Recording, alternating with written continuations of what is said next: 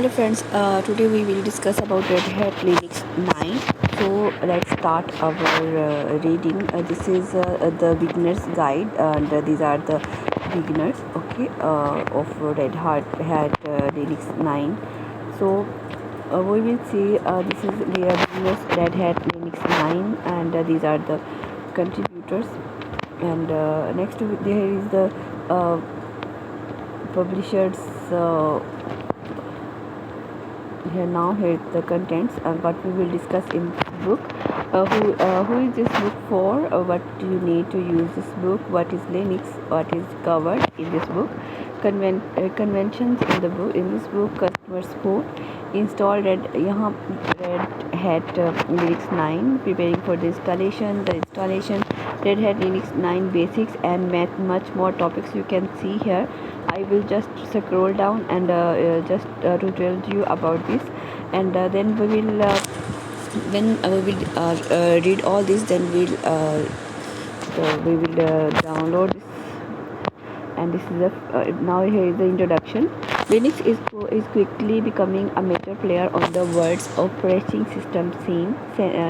It's fast, it is clever, and above all it's freely available. Within the Linux market, Red Hat Linux holds the distinction of being the most popular distribution, and with Red Hat Linux 9 it's now even easier to install and use than ever. This book teaches you everything you need to know in order to install, configure, use and maintain your Red Hat Linux system.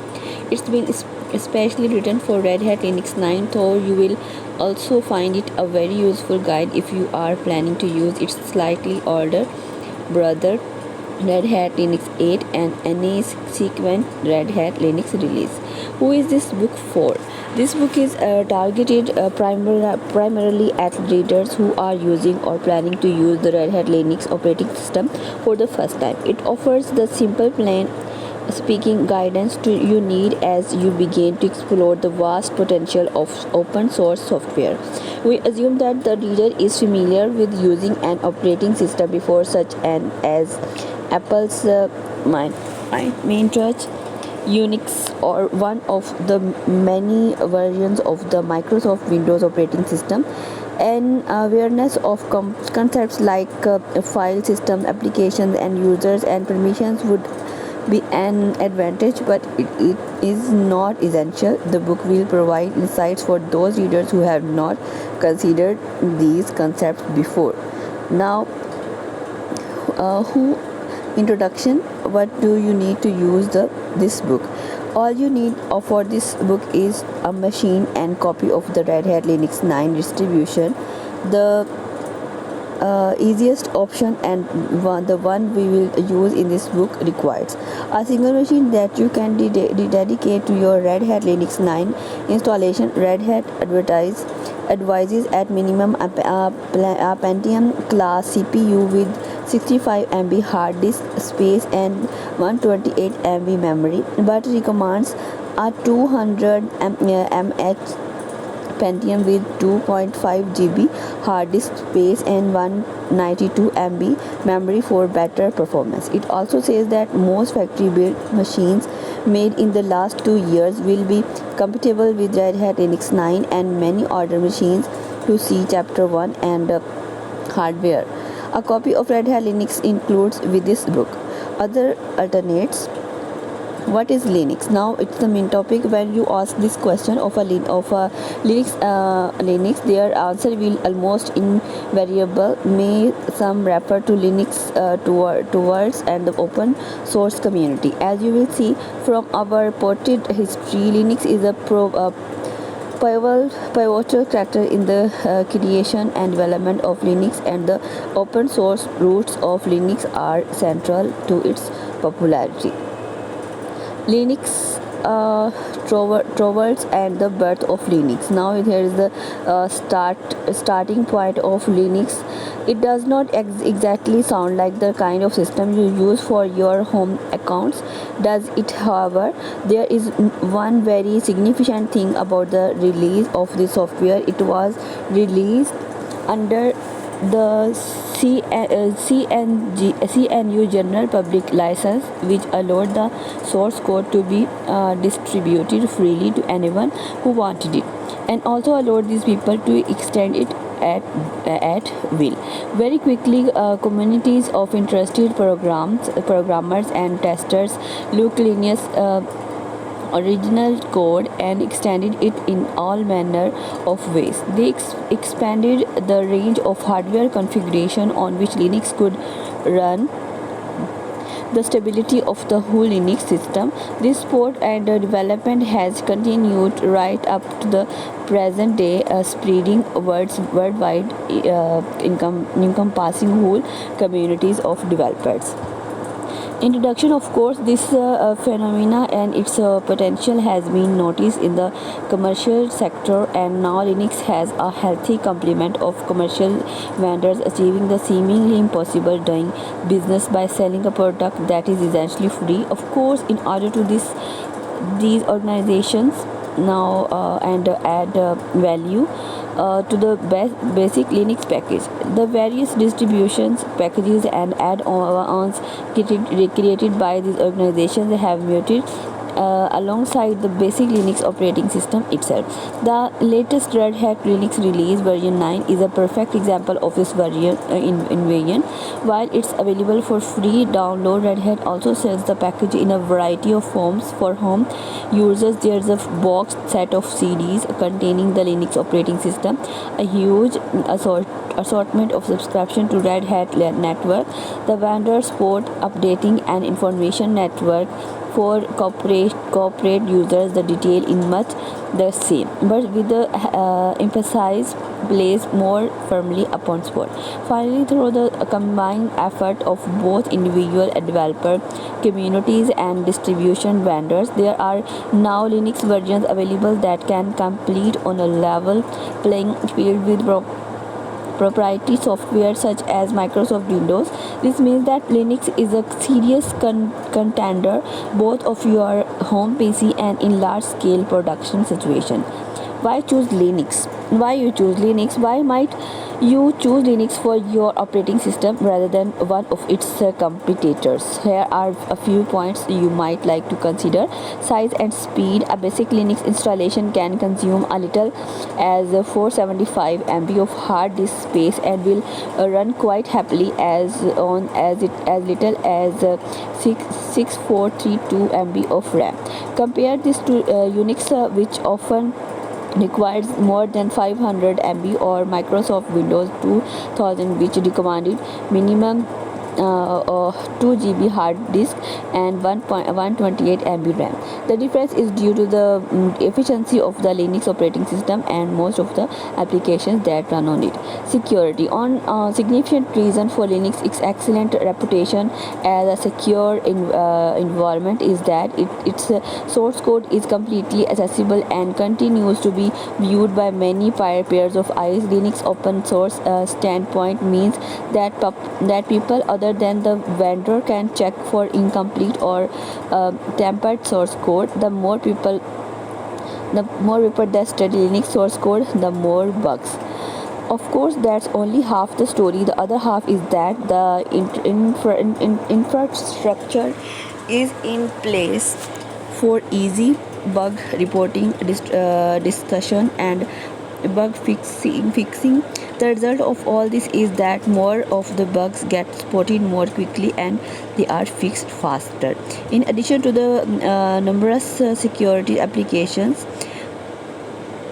and now a hardening script that can be run on your Linux machine and installation.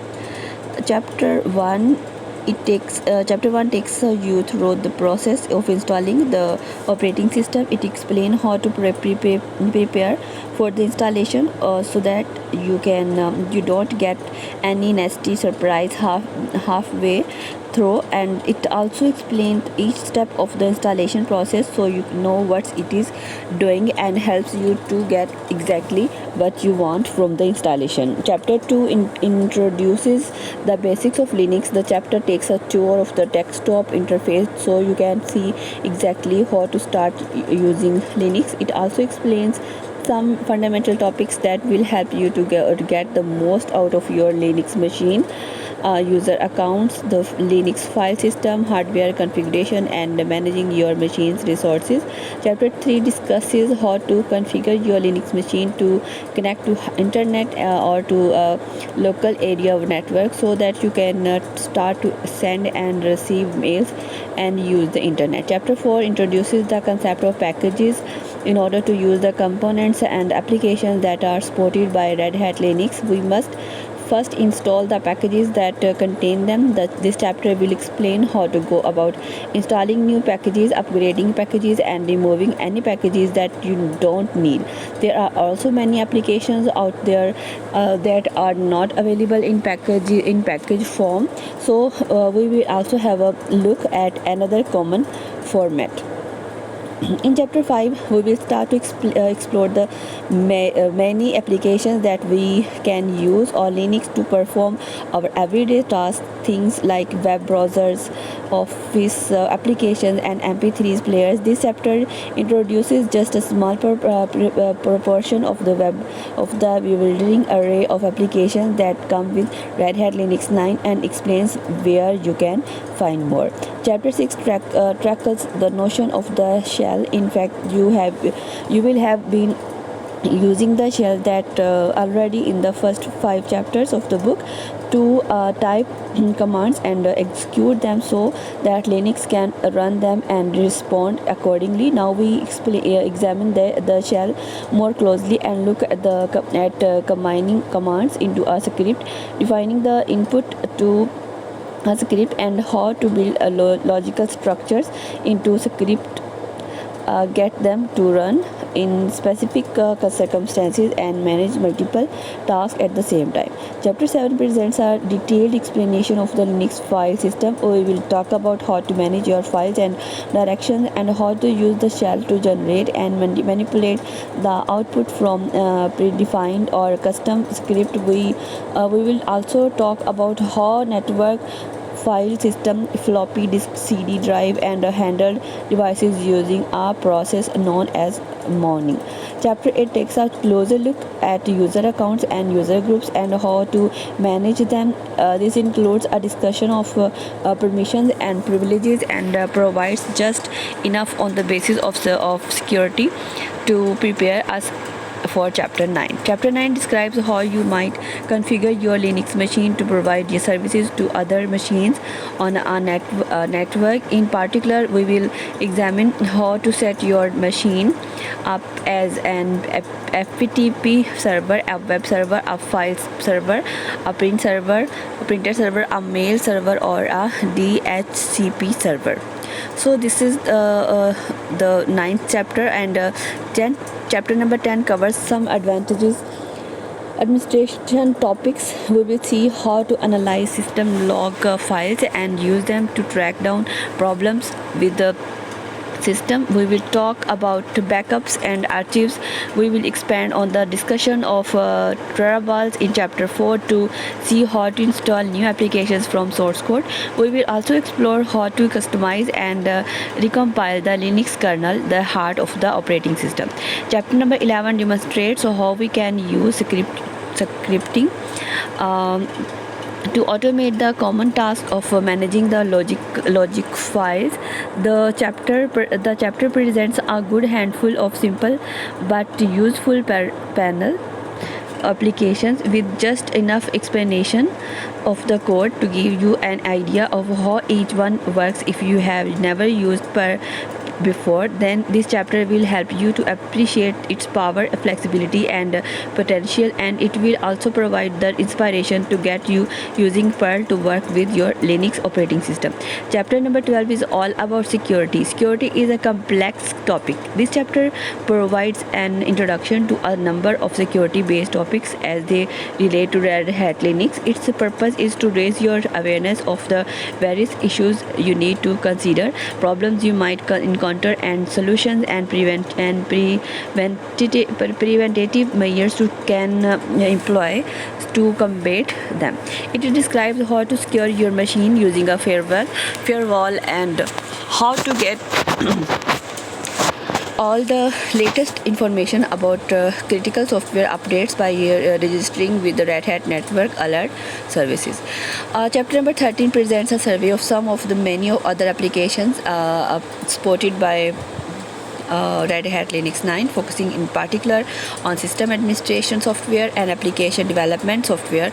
We will also take a closer look at some of the different open sources license about there, and that's all conventions in this book. We have used contain layouts and font styles in this book.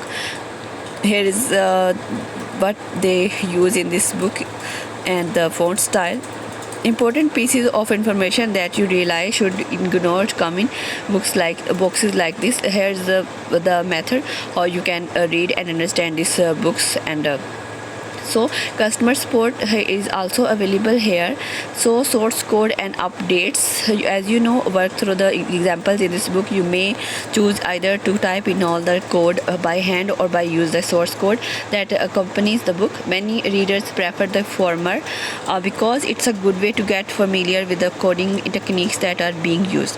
Whether you want to type the code or in or not, it's useful to have a copy of the source code handy. If you like to type in the code, you can use our source code to check the results you should be getting. They should be your first stop if you think you might have typed in an error. By contrast, if you don't like typing, then you will definitely need to download the source code from our website. In either way, the source code will help you with updates and debugging. So here are some other topics. I think this is enough for today. We will discuss next in the over next video. So here I am going to end this topic, and we need 10 pages of this book. In our next lecture we will read about Red Hat Linux. So thank you so much for watching. We will see you again. See you. Bye.